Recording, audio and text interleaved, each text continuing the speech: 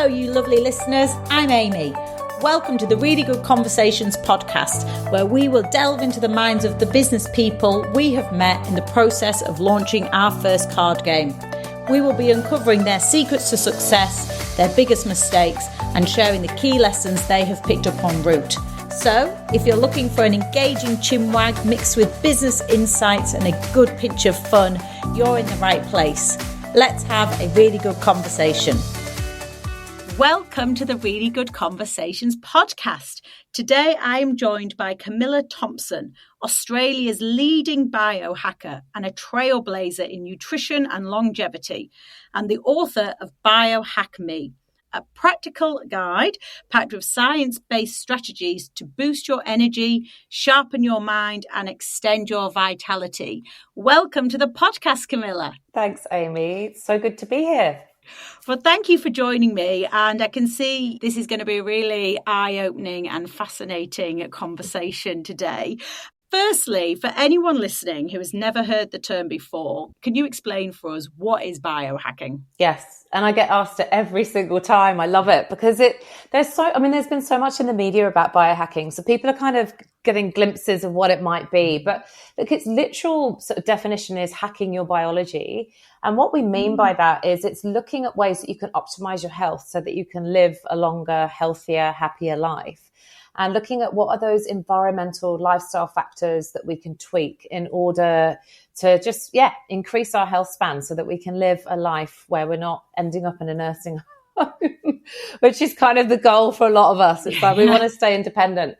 But biohacking, it's about taking control of your health as well. So it's looking at what's right for your unique body. So it's very much about bio-individuality and finding out how you respond to certain lifestyle behaviors.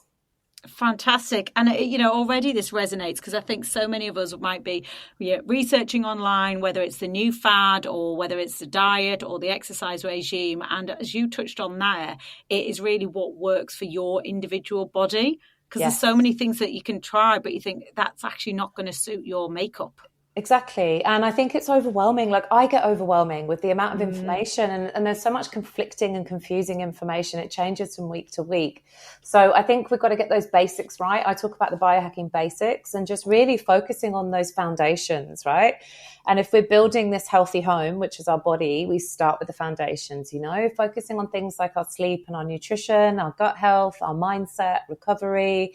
Those are really key pieces when it comes to looking at building that healthy foundation. And then we can level up and start trying all the different amazing technologies and treatments that are coming into the biohacking space. Yeah. But it's, we talk about longevity, and I think we're moving away from that conversation now. It's not about we want to live till we're 100. It's about we want to live in good health. And it's about living those years not being decrepit, without cognitive decline, being able to walk and move. And as we're getting older as a generation, we're seeing our parents, and it's confronting, right? It's like this decline. You're like, actually, no, I don't want to end up like that. So what am I doing now to future-proof my health?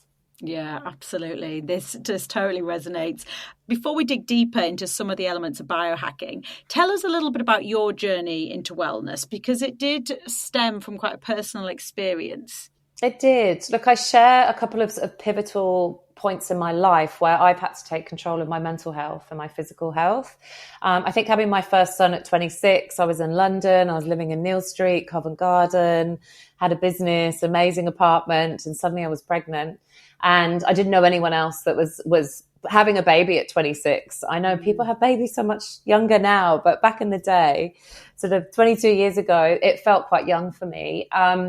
But I had a really horrific labor, really traumatic. Both me and my son were both completely traumatized. He got stuck. They couldn't get him out. His head looked like an alien. And we ended up having an emergency C-section and lots of drugs. I think I had 2 epidurals, a spinal tap, pethidine, general anesthetic. So I was like drugged up.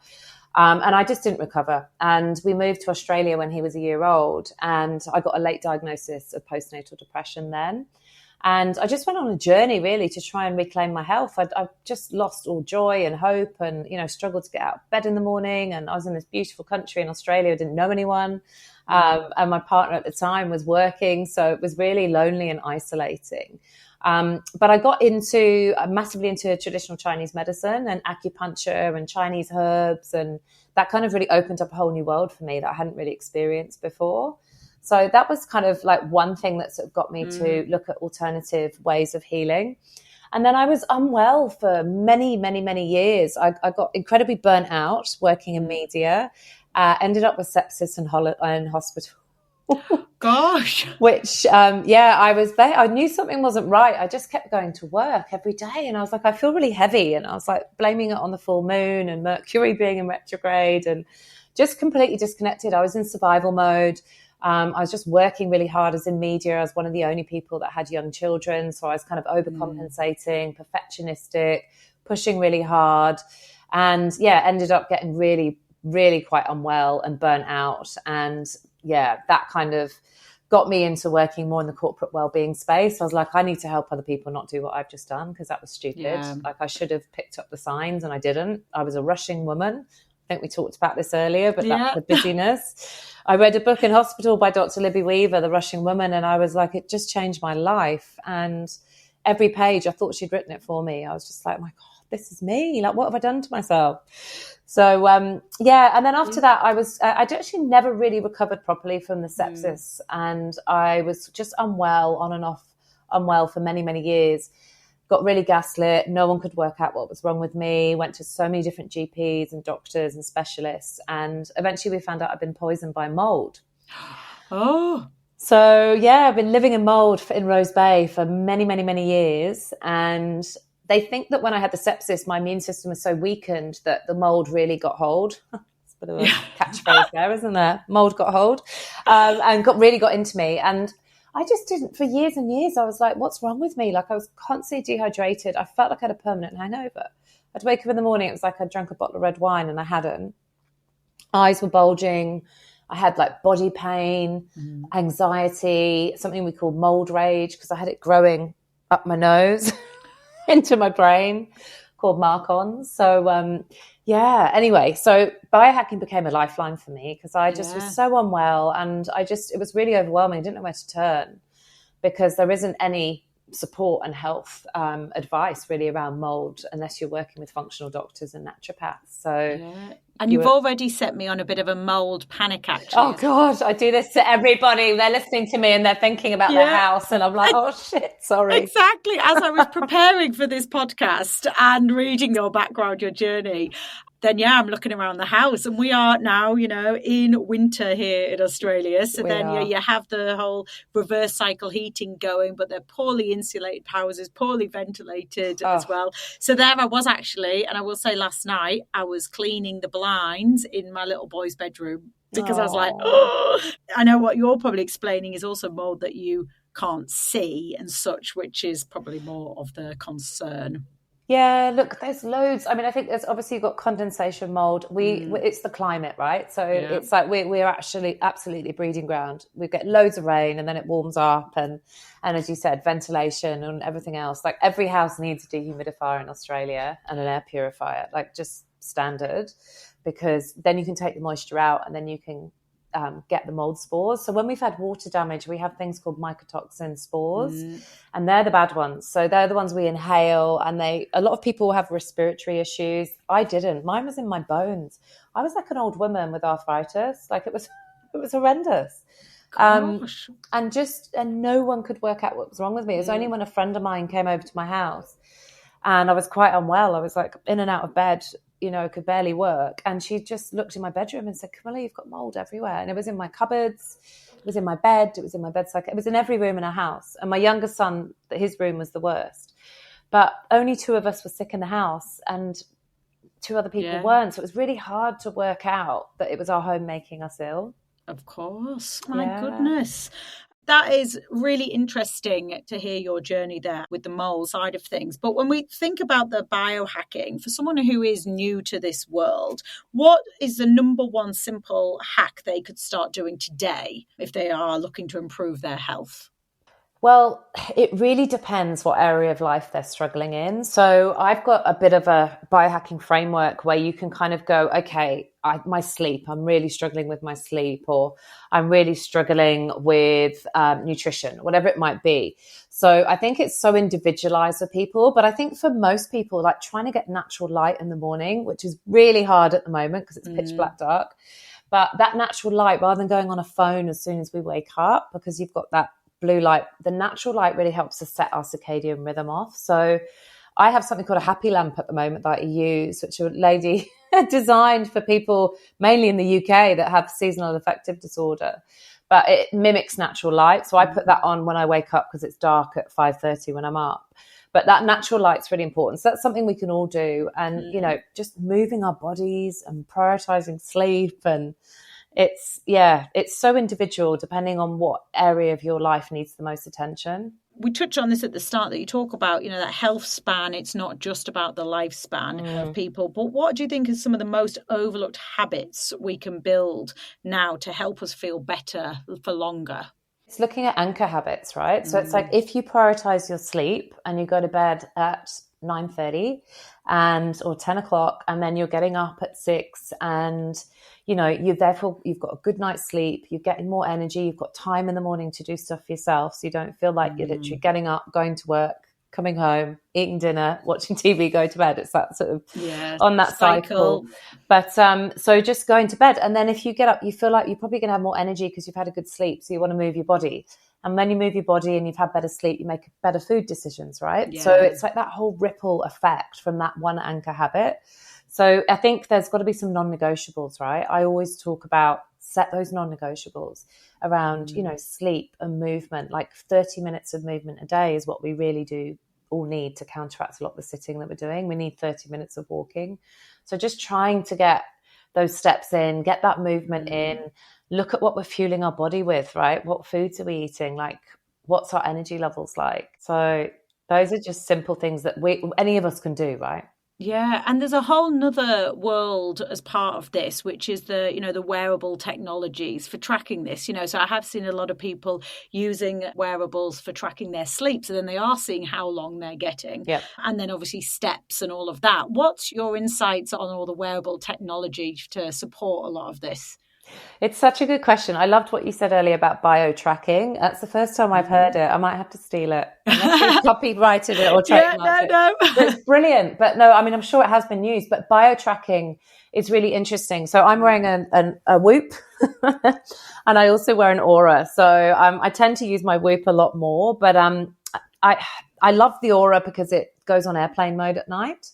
So you can turn it off so you don't have like the Bluetooth and the Wi-Fi on your finger.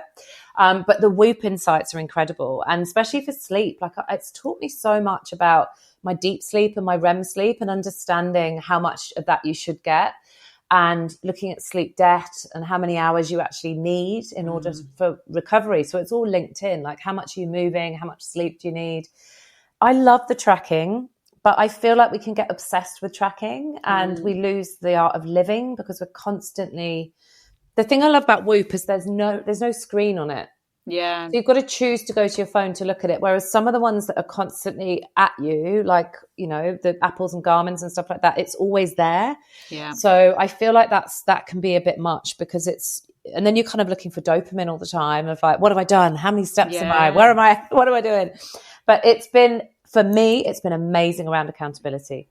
So, and just going, okay, what do I actually need to do today to look after myself so that I've got I'm set up for success so that I can focus and I've got the energy that I need. So I love them. I don't think we need to do it all the time. I think I always say like do a few months and then give it a break and then go back to it. Get yourself into those healthy habits and patterns by tracking and seeing what your body needs. HRV is an interesting one. So looking at our heart rate variability, and that's an indicator of how we manage stress. And like, I'm quite a high stress person. Like I run pretty high on cortisol. I'm very high achieving, high functioning, trying to be less of the rushing woman, but I've wired myself that way. So the HRV is really interesting because that's something I can really look at to say, okay, how am I actually managing the stress? Maybe externally, I think I've got all my shit together, but actually on the inside, I'm like the little duck that's going, with them. Yeah, this is so me. This is you're basically just explaining me as well.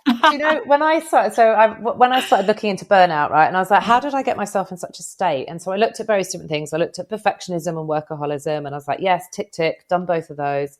Learned that off my dad, the workaholism. Perfectionism, never felt good enough, overcompensating, overachieving, pushing, trying to validate myself, feeling good enough. And I looked at high functioning anxiety. And there's an iceberg, and on the tip of the iceberg, it's like hardworking, high achieving, perfectionistic, confident, all of these words. And I was like, yeah, that's me. And then under the iceberg, it's like self-doubt, inner critic, imposter syndrome, overwhelmed easily, can get moody. I was like, oh my God, that's me as well. So that is something that drives us to burnout as well, is that high functioning anxiety, where on the outside, we're like, we've got this together all the time, but on the inside we're actually going, this is, it's too much. So what's actually happening to our bodies when we're burnt out? Well, so essentially it's adrenal fatigue. So we've run our adrenals into the ground. So our adrenals are producing all that cortisol and adrenaline. And because we've gone into constant fight or flight and survival, so we're in that sympathetic nervous system all the time, we are just running our adrenals. It's like we talk about our mitochondria, which is our internal battery in the biohacking space. And so that mitochondria is the powerhouse of our cells. We're essentially running that down as well as our adrenals. So that's where that complete exhaustion comes from. And that, just cynicism and all the things that come with burnout is we've just run our bodies into the ground. Our battery's dead. And if anyone listening is feeling like that and can relate to that iceberg picture that you've just described to us, what would be some of those first steps to move forward with that? Well, self-awareness is step one, right? Because then you're like, oh my God, I realize why I'm functioning in this way. Yeah. Then you've got to come at it with self-compassion and that kindness for yourself and go, right, so that's why I am the way I am. And I love internal family systems, IFS, which Gabrielle Bernstein's just written a great book, actually, Self-Help, on this, and she's sort of translating quite a complex therapy system to something we can all kind of apply. And it's about the parts of us, right? And we are a sum of our parts. And so what I started learning to do is, rather than saying I'm anxious or I'm this or I'm that, was that I notice a part of me is feeling anxious. And then you go into observing and discovery and why, and trying to self-soothe a little bit and go, okay, what do I actually need today in order to support myself? And so I think that's really important, that self-compassion piece. I was so hard on myself. I still can be, but I catch myself now and go, okay, it's that I'm not good enough story, or, I label the stories, or I call it Mrs. Doubtfire when I start doubting myself. It's like, here she is, or Mrs. Imposter, and you just kind of, the more you start to get to know yourself and these parts of yourself, the more you learn to love them and go, well, they're here to protect me. They're the protector parts of me. And yes, they might be sabotaging me now, but at one point when I was a young girl, I created them to protect me. So you've got to do a bit of a deep dive into the why behind what we do what we do to ourselves, particularly women. It starts at school. We just, you don't feel good enough. You don't, like, it's just, Absolutely. I'm nodding along as well, because in the space of women, do women need to be approaching biohacking differently? Yes. I certainly can relate to mum brain, feeling foggy, scattered. I've had that for 3.5 years at the moment. But, how can us females, whether we have children or not, but how can females be biohacking differently, do you think? Well, look, I think women in general, we are the rememberers, we're the overthinkers. We're always, in our families, we're always thinking about what we've got to do. And we carry a lot of those invisible loads, right? So we've got those so many different loads, sort of mental loads, toxic loads, environmental loads. I mean, gosh, we could go down another whole alley about environmental toxic loads. For women, we're exposed to 168 chemicals a day on average. That's disrupting our endocrine system, our hormones, our brain fog. So that's one thing that's happening. But also, we've got too many tabs open, right? We're just trying to do too much. We pride ourselves, women, that we're multitaskers. And actually, the brain isn't set up to multitask, even though we push ourselves to do it. That slows the brain down, so that you've got that brain fog, because we're actually just trying to do too much all the time. and we're not allowing ourselves time, that permission to recharge and reset. And I think we talked about this before we started the session, but is that we often fill our time, even though we go, I've got an hour, what should I do? It's like, well, I'll go and clean, or I'll go and do this, or do something to keep myself busy, because sometimes sitting with ourselves is just too much. We're not used to it. So I think as women, we need to definitely slow down. I think with biohacking, we've got to do it in alignment with our hormones, right? And if we're running high cortisol, some biohacking stuff might not work for us, right? So, doing massive, really cold ice baths at certain type of our cycle, or if we're running high in cortisol, might not be the right thing for us. But for some women, they might respond well to it. So again, it comes back to that experimentation. Yeah. Like I do cold showers every day.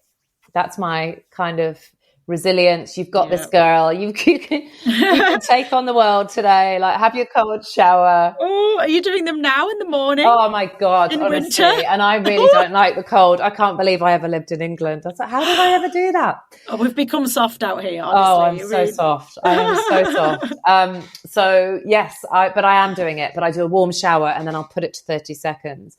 Because mentally I know it's going to set me up. But also what it does is it increases our dopamine by about 250%, which is nuts, right?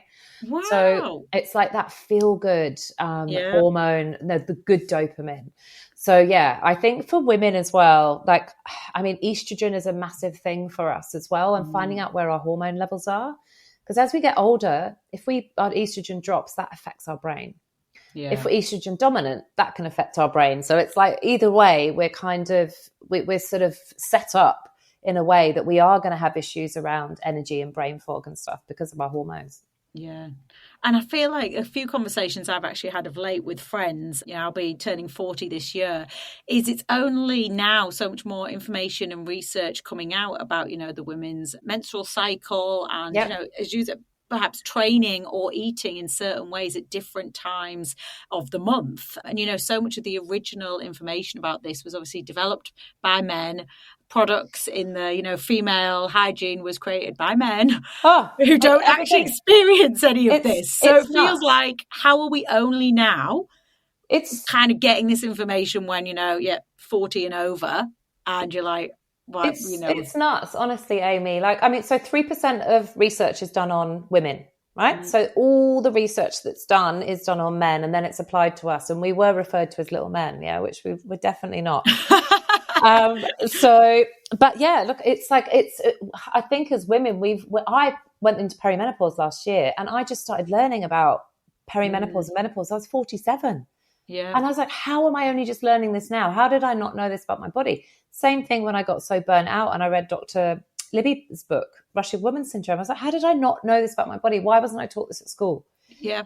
Why wasn't I taught this at school, university, college, whatever? Like, why wasn't I prepped in life that this is what's going to happen to my body? And I think particularly in the last couple of years, there have been some amazing doctors, female doctors in the US and the UK that are starting to talk about hormones and menopause. And we're now understanding what happens to us when we're running high on cortisol and how that impacts us. And so I think it's, we are learning more and more and more, which is great for our kids, for the daughters that are coming in, because we can then educate them. I mean, I've got boys, so different conversation. Yeah. But if they have female partners, when they're complaining about their girlfriends or wives in the future, you can highlight. True. We need to get men in the conversation. They're in the name menopause, so we need to get them. And menstruation. Did you notice that? Men is on all. Yes. Yeah. Anyway. We could go into a whole nother topic of that. That's an episode in itself. We could, but There's so many points we've chatted about, or we've only almost touched on today, that we really could go. We could dive deep. A full episode on every topic here. It is fascinating. I know. There's so much. Space. I do talk about biohacking for women in my book, so there is more information in there for women. And I think, and as you said, there is so much online. But it's conflicting. I mean, I think at the moment there's a particular doctor, American doctor, that's getting a really hard time because she's speaking up against some other advice around what women should do, and particularly in biohacking and fitness. And so I think you've really got to come back to that intuition and what works for you. And, for me, I've started doing weights this year and strength training. I did some assessments and my bloods, everything came back amazing except for my muscles. So they said you've got early onset of sarcopenia, which means that I'm losing too much muscle mass. So yeah. I was doing yoga, Pilates, walking, and a bit of rebounding, but I just needed to be doing weights. So I've started doing that. And when we talk about health span, that is really important, right? Is that strength is going to give us independence, because it means that we can still get the shopping out of our car. We can still drive a car. We can still do up a shoelace. You know, we've still got strength to carry our bodies. And I think that is so important. You know, I talk about health span goals, right? What are those goals? What do you want to be doing in your 70s, 80s, 90s? And it's like, well, what are you doing now to influence that? Because that's what you do now is going to influence what you're doing later on in life. And we often think we're invincible, particularly in our 20s and 30s. And then you hit 40, which you're nearly about to. And then it's like, oh, okay. It is. This is sort of wake up call time. It's mindset as well, right? So I think there was a great study that basically showed if you have a positive mindset around aging, you can gain 7.5 years on your life. So going away from that kind of anti-aging to more pro-aging. And we talk about FOGO, right? Fear of growing old. And most people's biggest fear is cognitive decline, right? We don't want to lose our marbles, or physical decline where we can't actually move and you're a vegetable sitting watching TV all day. You know, it's not living, that's not quality of life. So I think like looking at those things, and I talk about JOGO, the joy of growing old, right? And how do we kind of embrace age in a different way, rather than some of my girlfriends are in their 40s, early 40s, and they're like, oh, this hurts, this aches, and oh, I've got no energy. And I'm like, but you shouldn't. You shouldn't. Like, why? What's going on? Like, let's look at those foundations, those basics. Are you getting enough sleep? Are you getting enough deep sleep, quality sleep, REM sleep? What are you fueling your body with? Are you getting enough fats and protein? And, you know, particularly as women, like we really need fat, good fat, right? We need those like avocados and extra virgin olive oil and macadamias and, you know, all that kind of stuff, those fats that feed the brain and feed our energy.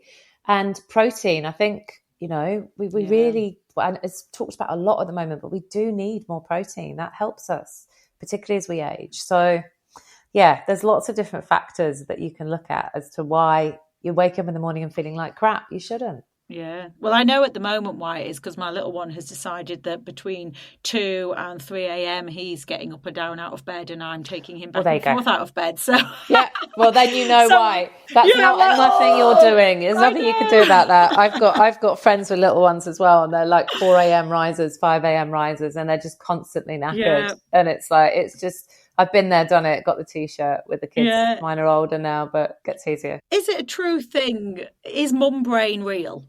Yes. Yeah, absolutely. Particularly when you're not getting enough sleep. And if you are in that stage, what could one, because you've talked a lot about sleep being so important, and, you know, it is something, yes, we're all being told. But if you're in this scenario right now where actually you're getting disrupted sleep that's not in your control, perhaps what are some of the top tips in your waking hours you could be doing to combat that? Yeah, look, it's so hard. Like the sleep thing's really hard. Like I think there's, they say that if you're getting under 6 hours, 6 to 5 hours a night, that it's equivalent of being hungover when you're driving the next day or something. I don't know where they come up with all these crazy statistics, you know. How like, did they test that one? Sitting is the new smoking. It's like, okay. So I get it, but it's bizarre. But I guess it's just that kind of trying to shock factor a little bit. But look, I think the sleep thing is the quality, the deepness of your sleep. So like every night when you go to bed, like I do it myself, I get all my clients to do it, is to belly breathe. Particularly for women, right? So hands on our bellies and breathe in and out through the nose only. So like what we would do in yoga breathing. That helps to flush out cortisol. It sends a message to your body that you're safe. It's time to rest, time to digest, and it allows you to get into a deeper sleep. So if you are going to get woken up at 2 a.m., at least you've had some better deep sleep. Yeah. So that's one thing definitely to do. And I think just that quality of sleep is important. Magnesium can really help as well. So magnesium glycinate really helps. Like it won't stop you waking up if you've got young kids. It's not like taking a sleeper or something. But that can really help to get you into that deeper sleep as well. But again, you know, I say try it for a month and see how you feel. But I think and also just having if you can get back to sleep. So if you're waking up at 2, 3 a.m., it's often, if it's not a child waking you up, it's often cortisol, adrenaline spikes. Or it's the body and the brain looking for more glucose and energy to keep doing all its wonderful work whilst you're asleep. So Honey before bed is another thing you can do. It's Manuka honey. You literally just read my mind, because I randomly either read something, again, it might have been in my prep for this, but then I Googled, yes, honey before bed, and it said so. Last night I had a teaspoon of honey. It's got to be raw, unfiltered, or Manuka. It can't be just like squeezy honey or things like that out of plastic, because that will spike your blood sugar and insulin. So just really good quality honey. It's not expensive. Like raw honey is like $12 in a big pot, last you a while. Or if you've got somewhere local, even better. Yeah. But that can really help. But then I think in the daytime as well is just like trying to take time where you can just have a reset. I talk about a plant hack, like be a plant, like get outside for 5-10 minutes, feel a bit of sun on your face, vitamin D, do a bit of breath work, drink some water, hydrate properly. We really do need to be putting some kind of Celtic sea salt in our water, because that's going to help to hydrate us properly, which is going to help us to feel less tired and give us more energy. If we're not filtering our water as well, that's another thing, because the water's was definitely not good on the Central Coast. But so I think just in the day, just finding those pockets of 5 minutes when you can just plug yourself in and recharge. Yeah. For some people, meditation does that. Like that's not my thing. I'd rather go and just sit in the sun for 5 minutes and do a bit of breath work and try and recharge that way. So before we go on to some of the questions from my really good conversation packs, what's one biohacking myth that you're most passionate about busting? I think that it's like a Silicon Valley tech bro industry, because I think like obviously on Netflix there's like the show with Brian Johnson, Netflix, where he's reversed his age to 18. He's the same age as me, 48. I would not want to be 18 again, but anyway, he is really extreme in his biohacking. What he's doing is fascinating, right? He's pushing the boundaries of what we thought was possible with age reversal and longevity. But I think a lot of people see that and they think, oh, biohacking, it means I've got to spend loads of money on technologies and supplements and all these things. And that's not true, right? That the biohacking basics are the most important. Like we go back to the foundations of a healthy home in our body.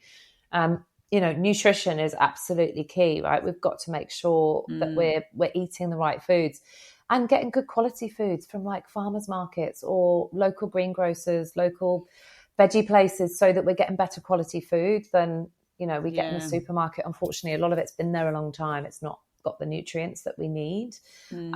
So I think there's loads of things like that we can just really simply do. We've talked about honey, cold shower, breath work, things like that. They don't cost grounding, getting your feet in the sand, feet in the grass, walking on the beach, being out in nature. Nature is the biohack.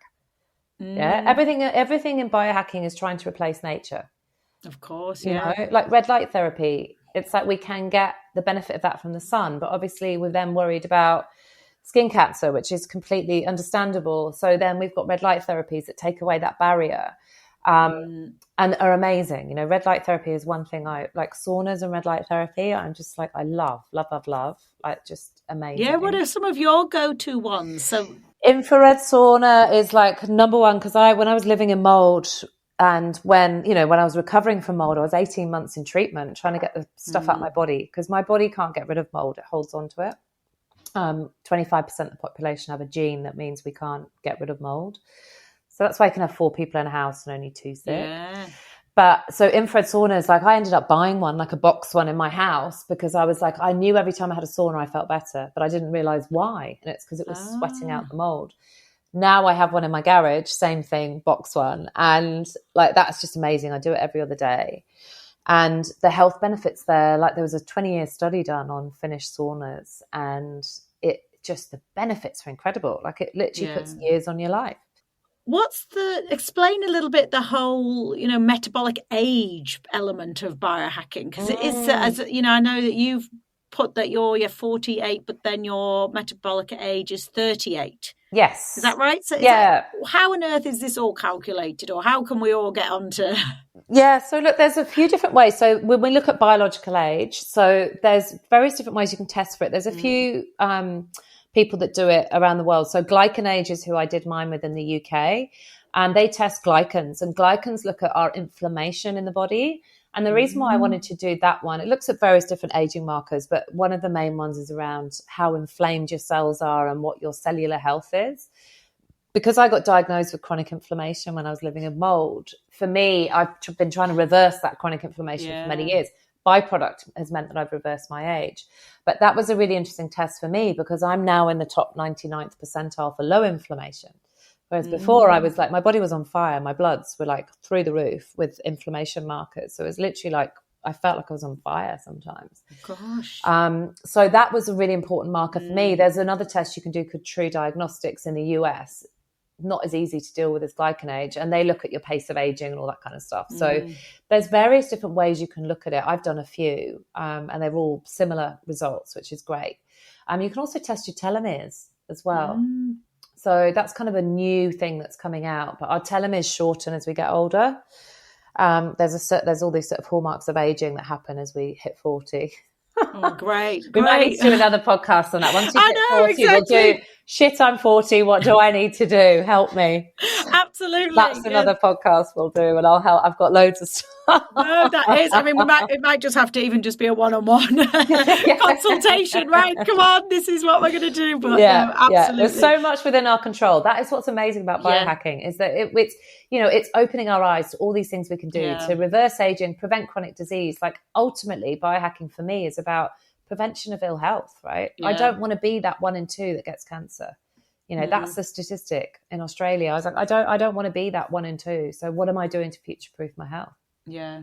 Oh, brilliant. Well, on that note, I mean, we could talk so much. I mean, it's fascinating. And really, I will include links and such to your book and everything in the episode show notes for this, because, I think certainly people need to, get clued up on it, really. Yeah. And there's so much to know and learn. And there's so much within our control. Like we're not, we don't have to age badly. Like we don't have to decline at the rate that some people are. Like there is so much within our control. Yeah, perfect. Right. Well, as I said, I'm going to put you on the spot with a couple of cards from my really good conversations pack. So, question number 1. What is one of your pet hates? What is one of my pet hates? Oh, my goodness. Okay. It's probably something that my husband does. Let's be honest. I was thinking either that or the 3 boys.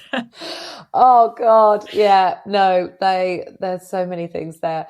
I mean, I think one thing that is really annoying me at the moment is my husband wearing shoes in the house. He keeps saying, and he'll be in the gym or he's come from an airport and he just walks around the house in his shoes all the time. And I'm just like, wah!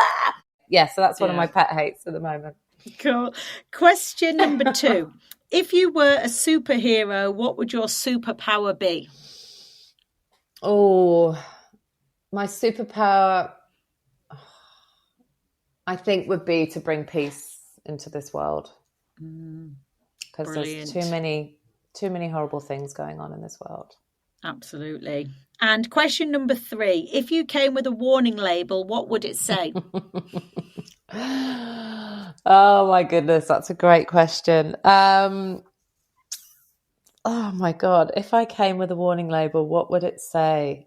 I am super passionate about health, so I think it would be like, I mean, my friends, bless them, they all like a drink and a good time still, and I don't really drink that much anymore.